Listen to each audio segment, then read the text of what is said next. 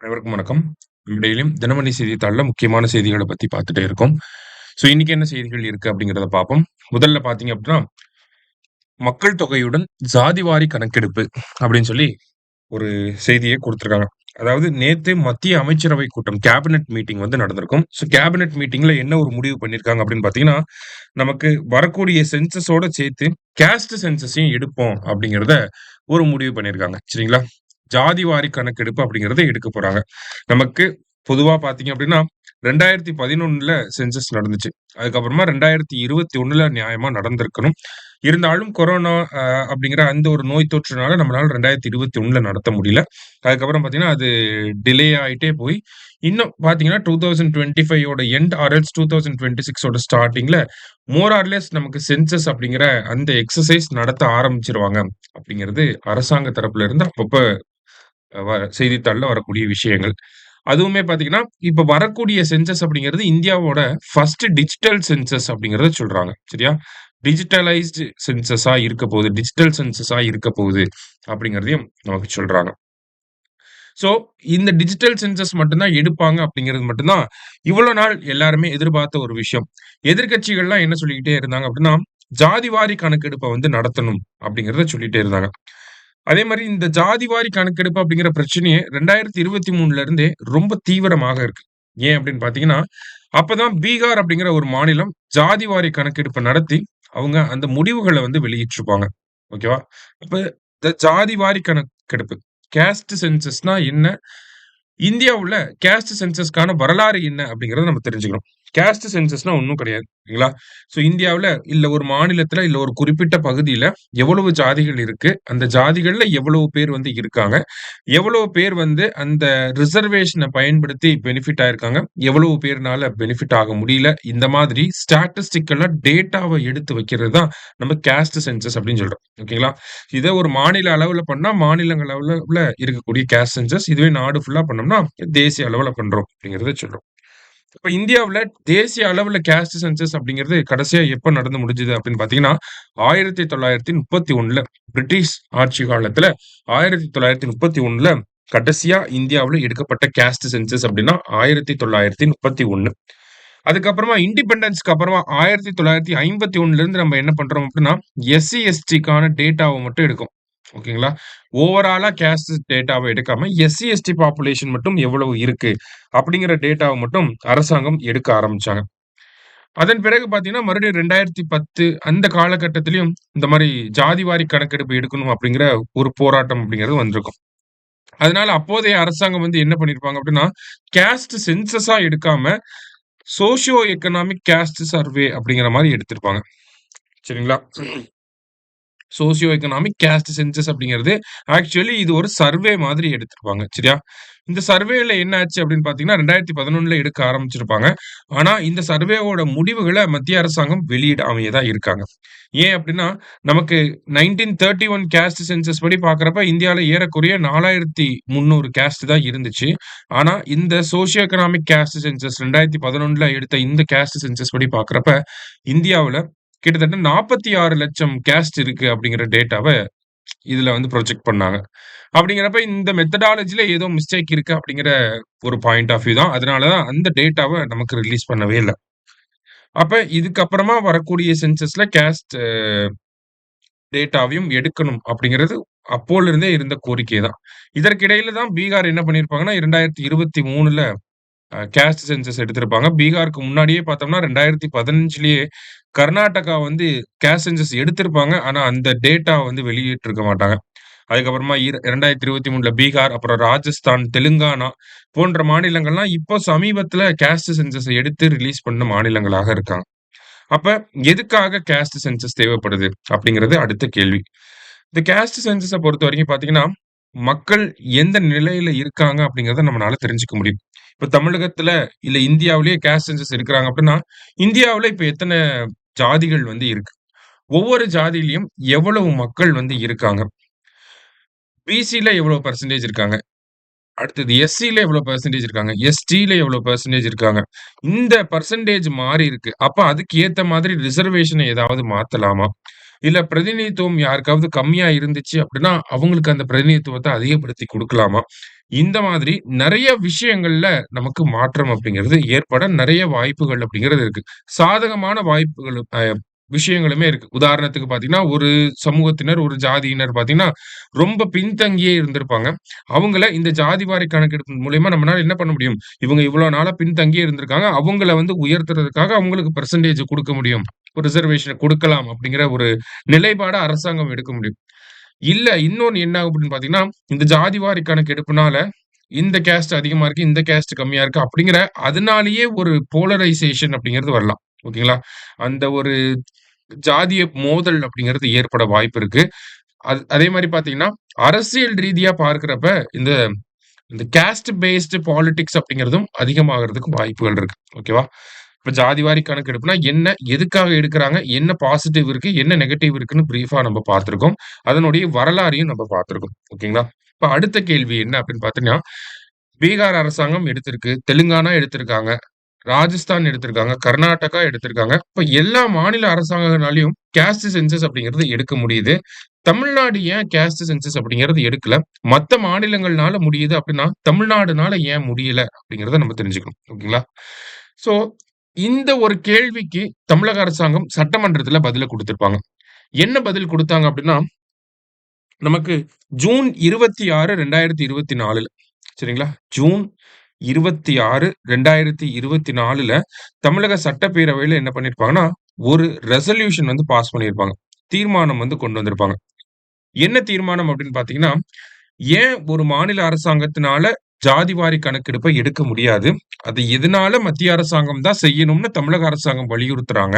அப்படிங்கிற அந்த ஒரு விஷயத்த அவங்களோட தமிழக அரசாங்கத்தோட, தமிழ்நாட்டோட நிலைப்பாட்ட எக்ஸ்ப்ளைன் பண்ற மாதிரி ஒரு ரெசல்யூஷன பாஸ் பண்ணியிருப்பாங்க. சோ அந்த ரெசல்யூஷன்ல என்ன சொல்லியிருப்பாங்க அப்படின்னு பார்த்தீங்கன்னா, ஒரு ஸ்டேட் கவர்ன்மென்ட் எடுக்கக்கூடிய ஜாதிவாரி கணக்கெடுப்பு அப்படிங்கிறது, அது காஸ்ட் சென்சஸாவே கன்சிடர் பண்ண முடியாது அப்படிங்கிறது தான் ஃபர்ஸ்ட் ஆர்கியூமென்ட். ஓகேங்களா? ஒரு மாநில அரசாங்கம் காஸ்ட் சென்சஸ் எடுத்தாங்க அப்படின்னா, அது ஆக்சுவலி காஸ்ட் சென்சஸ்ன்னு நம்ப பேச்சு வழக்குல வேணா சொல்லலாம். அது ஆக்சுவலி ஆனா அது ஒரு காஸ்ட் சர்வேயாக தான் இருக்கும். அப்படிங்கிறத சொல்லியிருப்பாங்க. ஓகேவா? ஏன் அப்படின்னு பார்த்தீங்கன்னா, சென்சஸ் அப்படிங்கிற இந்த ஒரு டெர்ம் அப்படிங்கிறது யூனியன் லிஸ்ட்ல ஆர்டிகிள் 246 படி நமக்கு யூனியன் லிஸ்ட்ல இருக்கக்கூடிய ஒரு விஷயம். சரிங்களா? மத்திய பட்டியல்ல எண்ணு நம்பர் 69ல பார்த்தீங்கன்னா, அ சென்சஸ் அப்படிங்கிற ஒரு விஷயம் இருக்கும். அப்ப சென்சஸ் ஆஃப் எனி டைப் ஓகேங்களா? எந்த வகையில சென்சஸ் அப்படிங்கிறது எடுத்தாலுமே, அது மத்திய அரசாங்கம் தான் அத பண்ணணும். மாநில அரசாங்கனால அத பண்ண முடியாது. மாநில அரசாங்கம் பண்றாங்க அப்படின்னா, அது ஒரு சர்வேவா வேணா எடுக்கலாம். சர்வேவானா இவ்வளோ கேஸ்ட் இருக்கு அப்படிங்கிற அந்த டேட்டாவ மட்டும் எடுக்கலாம். ஒவ்வொரு கேஸ்ட்லயும் எவ்வளவு மக்கள் இருக்காங்க, அவங்க எவ்வளோ பெனிஃபிட் ஆயிருக்காங்க. அந்த மாதிரியான விஷயங்கள பண்ணக்கூடிய அதிகாரம் யாருக்கு இருக்குன்னா, மத்திய அரசாங்கத்துக்கு தான் இருக்கு. நம்மனால ஒரு காஸ்ட் சென்சஸ் தான் எடுக்க முடியும். ஐ மீன் காஸ்ட் சென்சஸ் எடுக்க முடியாது. ஒரு காஸ்ட் சர்வே தான் எடுக்க முடியும் அப்படிங்கிறத சொல்லியிருப்பாங்க. ஏன் காஸ்ட் சர்வே தான் எடுக்க முடியும்? அப்ப பீகார், மத்த மாநிலங்கள்லாம் பண்ணது என்ன? அப்படின்னு பார்த்தீங்கன்னா, மத்த மாநிலங்கள்லாம் காஸ்ட் சர்வே தான் எடுத்திருப்பாங்க. ஆனா, அவங்க அதுக்கு பேர் வச்சது என்னன்னா, காஸ்ட் சென்சஸ்ன்னு பேர் வச்சிருப்பாங்க. அது மட்டும் இல்லாம, அவங்க எடுத்த அந்த காஸ்ட் சர்வேய வச்சு நம்மனால எதுவுமே பண்ண முடியாது ஆக்சுவலி. ஓகேங்களா? ஏன்னா, இப்ப பீகார் அரசாங்கமுமே காஸ்ட் சென்சஸ் எடுத்திருப்பாங்க. அத பேஸ் பண்ணி அவங்க மாநிலத்தில ஆல்ரெடி எக்ஸிஸ்டிங்கா இருந்த ரிசர்வேஷன சேஞ்ச் பண்ணியிருப்பாங்க. சேஞ்ச் பண்ணியிருந்தாலும் என்ன ஆயிருக்கும்னா, உச்சநீதிமன்றம் அந்த ரிசர்வேஷனுக்கு ஸ்டே ஆர்டர் வந்து போட்டுருவாங்க. அப்ப மோர் ஆர் லெஸ் அது அரசியல் காரணங்களுக்காக எடுக்கப்பட்டதா தான் இருந்துச்சு. மக்கள் நலனுக்காக அந்த இடத்துல ஒண்ணும் பண்ண முடியாத மாரி தான் இருந்துச்சு. அதனால தான் தமிழக அரசாங்கமும் என்ன சொல்லியிருப்பாங்கன்னா, ஒரு மாநில அரசாங்கங்கள் எடுத்தா, இந்த மாதிரியான சட்ட சிக்கல்களும் இருக்கு. நீதிமன்றத்துல அது அந்த ஸ்டே ஆர்டர் வாங்குறதுக்கான பாசிபிலிட்டீஸுமே இருக்கு. அதனால மாநில அரசாங்கங்கள் பண்ணாம, மத்திய அரசாங்கமே அத பண்ணட்டும் அப்படிங்கிறது தமிழக அரசாங்கத்தோட நிலைப்பாடா இருந்துச்சு. அதுக்கு நம்பர் 2 சட்டங்கள வந்து கோட் பண்ணி காட்டணும். என்னென்ன சட்டங்கள் அப்படின்னு பார்த்தீங்கன்னா, 1 சென்சஸ் ஆக்ட் ஓகேங்களா? சென்சஸ் ஆக்ட் அ எப்ப வந்திருக்கும் அப்படின்னு பார்த்தீங்கன்னா, 1948ல வந்திருக்கும் சென்சஸ் ஆக்ட். இந்த சென்சஸ் ஆக்ட்டோட செக்ஷன் 3A ஓகேங்களா? சென்சஸ் ஆக்ட்டோட செக்ஷன் 3A படியும் நமக்கு இன்னொரு சட்டம் இருக்கு. கலெக்ஷன் ஆஃப் ஸ்டாட்டிஸ்டிக்ஸ் ஆக்ட் அப்படின்னு சொல்லுவாங்க. ஓகேவா? Collection of statistics act.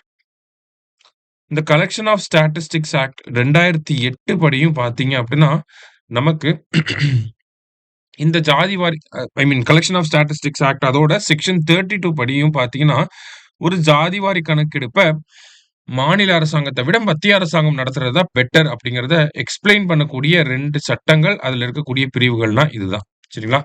Census act 1940யோட section 3A collection of statistics act 2008 section 32 தான் இந்த விஷயங்கள நமக்கு சொல்லி தருது. சரிங்களா?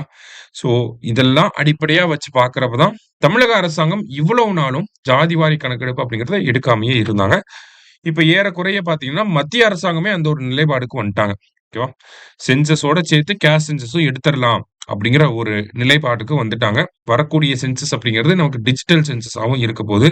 ஆனா, எப்ப சென்சஸ் ஆரம்பிக்க போது? எப்படிலாம் அத நடத்த போறாங்க? இந்த மாதிரியான விஷயங்கள் இன்னும் வெளியாகல. இப்போதைக்கு சென்சஸோட சேர்ந்து கேஷ் சென்சஸும் எடுக்கலான்ற ஒரு ஐடியால இருக்கோம் அப்படிங்கிறத சொல்லியிருக்காங்க. சரியா? ஸோ நெக்ஸ்ட் அடுத்தது தேசிய பாதுகாப்பு ஆலோசனை வாரியம் மாற்றி அமைப்பு அப்படின்னு சொல்லி குடுத்திருக்காங்க. ஸோ இந்த தேசிய பாதுகாப்பு ஆலோசனை வாரியம் அப்படின்னா, national security advisory board NSAB அப்படின்னு சொல்லுவாங்க. ஓகேவா? National security advisory board. So இதோட தலைவரா இப்ப யார நியமனம் செஞ்சிருக்காங்க அப்படின்னு பார்த்தீங்கன்னா, அலோக் ஜோஷி அப்படிங்கிறவர நியமனம் செஞ்சிருக்காங்க. சரிங்களா? ஸோ ஜஸ்ட் அத மட்டும் தெரிஞ்சுக்கோங்க. செக்யூரிட்டி ரிலேட்டடான ஒரு அட்வைசரிய வந்து கேபினெட்க்கு குடுக்கக்கூடிய ஒரு அமைப்பு தான் இந்த நேஷனல் செக்யூரிட்டி அட்வைசரி போர்ட் அப்படிங்கிறது. சரியா? ரைட். அடுத்ததா பார்த்தீங்க அப்படின்னா, இன்றைய திருக்குறளுக்கு முன்னாடி பார்த்தீங்கன்னா, நமக்கு பாம்பன் பாலத்துக்குள்ள புது பாம்பன் பாலம் ஓப்பன் பண்ணிட்டாங்க. அந்த 2 வருஷத்துக்கு அப்புறமா பாம்பன் பாலத்த தாண்டி ஒரு கப்பல் வந்து போயிருக்கு. அந்த செய்திய தான் வந்து குடுத்துருக்காங்க. நமக்கு பழைய பாம்பன் பாலம் அப்படிங்கிறது 1914ல வந்திருக்கும். புதிய பாம்பன் பாலம் அப்படிங்கிறது சமீபத்தில 2025ல நம்ம பிரதமர் தொடங்கி வச்சிருந்திருப்பார். டோட்டல் லென்த் பார்த்தீங்கன்னா 2.2 கிலோமீட்டர்ஸ் இருக்கும் அரவுண்ட் ஓகேங்களா? இந்த மாரி பேசிக் டேட்டாஸ கொஞ்சம் பார்த்து வச்சுக்கோங்க. சரியா? ஆல்ரெடி நம்ம நெறைய டைம் பார்த்த விஷயம் தான் அதெல்லாம். நெக்ஸ்ட் பார்த்தீங்கன்னா, இன்றைய திருக்குறள். "எள்ளாத எண்ணிச் செயல் வேண்டும் தம்மோடு கொள்ளாத கொள்ளாது உலகு" அப்படின்னு சொல்லி குடுத்திருக்காங்க. "தம் நிலைமையோடு பொருந்தாதவற்றை உலகம் ஏற்றுக்கொள்ளாது. ஆகையால் உலகம் இகழ்ந்து தள்ளாத செயல்களை ஆராய்ந்து செய்ய வேண்டும்" அப்படின்னு சொல்லி குடுத்திருக்காங்க. ஸோ, உலகத்தோட ரிலேட் ஆகாத விஷயங்கள வந்து பெருசா மக்கள் யாருமே ஏத்துக்க மாட்டாங்க. ஓகேங்களா? புதுசா ஏதாவது பண்ணோம்னா வித்தியாசமா தான் பார்ப்பாங்க. அதனால உலகம் வந்து இகழ்ந்து தள்ளாம இருக்கக்கூடிய செயல்கள செய்யணும் அப்படின்னு சொல்லி சொல்றாங்க. திருக்குறளின் 470 அதிகாரம் தெரிந்து செயல் வகை. சரியா? அடுத்ததா பார்த்தீங்க அப்படின்னா, மின்னணு உதிரி பாகங்கள் உற்பத்திக்கு சிறப்பு திட்டம் அப்படின்னு சொல்லி குடுத்திருக்காங்க. அதாவது எலக்ட்ரானிக்ஸோட ஸ்பேர் பார்ட்ஸ் அந்த மாதிரியான விஷயங்கள்லாம் இருக்கு இல்லையா? ஸோ அந்த எலக்ட்ரானிக்ஸ் மேனுஃபேக்சரிங்க்கு தேவைப்படக்கூடிய இந்த உதிரி பாகங்களோட உற்பத்தி, அதனுடைய புரொடக்ஷன அதிகப்படுத்துறதுக்காக தமிழக அரசாங்கம் புதுசா ஒரு சிறப்பு திட்டத்த கொண்டு வரப்போறோம் அப்படிங்கிறத சொல்லியிருக்காங்க. இந்த திட்டத்துக்கு கீழ பார்த்தீங்கன்னா, அ நமக்கு மத்திய அரசாங்கம் அவங்களோட மத்திய அரசாங்க திட்டத்துக்கு கீழ என்ன குடுக்குறாங்க அப்படின்னா, இந்த மின்னணு உதிரி பாகங்கள் தயாரிக்கக்கூடிய நிறுவனங்களுக்கு சலுகைகள் வந்து வழங்குறாங்க. ஓகேங்களா? நமக்கு வந்து சப்சிடிஸ் வந்து வழங்குறாங்க. ஸோ மத்திய அரசாங்கம் எந்த அளவுல சப்சிடிஸ் வழங்குறாங்களோ, அதே அளவுல தமிழ்நாட்டுல முதலீட்டு செய்யக்கூடிய, தமிழ்நாட்டுல உற்பத்தி செய்யக்கூடிய இந்த நிறுவனங்களுக்கு தமிழக அரசாங்கமும் அவங்க மத்திய அரசாங்கம் எவ்வளோ குடுக்குறாங்களோ, அவ்வளவே நம்மளும் குடுப்போம் அப்படிங்கிறத நம்ம சொல்லியிருக்கோம். ஓகேங்களா? ஸோ தமிழ்நாட்டுல இருந்து மின்னணு உதிரி பாகங்கள தயாரிக்கக்கூடிய நிறுவனங்களுக்கு மத்திய அரசாங்கம் எவ்வளோ சப்சிடி குடுக்குறாங்களோ, அதுக்கு ஏத்த மாதிரியான சப்சிடி நம்மளும் குடுக்க போறோம். ஓகேங்களா? அதுதான் இந்த சிறப்பு திட்டம் அப்படிங்கிறது. ஏன் அப்படின்னு பார்த்தீங்கன்னா, ஐ மீன் தமிழகம் இந்திய அளவுல பார்க்கிறப்ப கிட்டத்தட்ட 41% மின்னணு பொருட்களோட ஏற்றுமதியில இருக்கு. இந்தியாவோட ஓவரால் எக்ஸ்போர்ட்ல 41% கான்ட்ரிபியூஷன் நம்ம தான். கிட்டத்தட்ட $14 பில்லியன் வந்து அந்த எலக்ட்ரானிக் எக்ஸ்போர்ட்ஸ் ட்ரேட் மட்டுமே இருக்கு. இதுல இன்னும் நம்ம அதிகப்படுத்தணும்.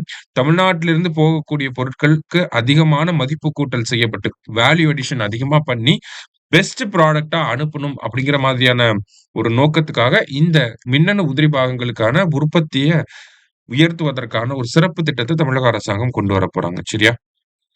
அடுத்தது யுடிஎஸ் செயலியை முறையாக பயன்படுத்த ரயில்வே அறிவுரை அப்படின்னு சொல்லி குடுத்திருக்காங்க.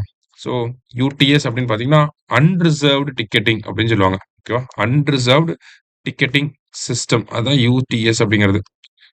ஸோ இந்த நம்ப லோக்கல் ட்ரெயின்ல போறப்ப, இல்ல அன்ரிசர்வ்டுல போறப்ப வந்து ட்ரெயின் ரயில்வே ஸ்டேஷன்ல போய் தான் டிக்கெட் எடுக்கணும். ஓகேங்களா? அந்த மாரி ரயில்வே ஸ்டேஷனுக்கு போய் டிக்கெட் எடுக்காம இந்த யூடிஎஸ் ஆப் இருந்துச்சு அப்டின்னா, அந்த ரயில்வே ஸ்டேஷனோட ஒரு 1 கிலோமீட்டர் ரேடியஸ்குள்ள இருந்து இந்த யூடிஎஸ் ஆப்ல இருந்து நம்ம டிக்கெட்ட புக் பண்ணிக்கலாம். ஓகேங்களா? ஜிபே பண்ணி இந்த ஊர் டூ இந்த ஊர் போறோம் அப்டின்னு சொல்லி டிக்கெட்ட வந்து ஆம் டிஜிட்டல் ஃபார்மேட்ல வச்சுக்கலாம். ஓகேங்களா? அதுதான் இந்த யூடிஎஸ் செயலி. அது எப்படி பயன்படுத்தணும் அப்படிங்கிற ஒரு அட்வைசரிய குடுத்துருக்காங்க. ஸோ ஜஸ்ட் யூடிஎஸ்னா என்ன? அப்படிங்கிறத மட்டும் தெரிஞ்சுக்கிட்டா போதும். ஓகேவா? அன்ரிசர்வ்ட் டிக்கெட்ட புக் பண்றதுக்கான ஒரு ஆப். சரியா? அவ்வளோதான் அது. மத்தபடி பார்த்தீங்க அப்படின்னா மத்தபடி இன்றைய செய்தித்தாள்ல இருந்து முக்கிய செய்திகள் எல்லாத்தையும் பார்த்திருக்கோம். நன்றி.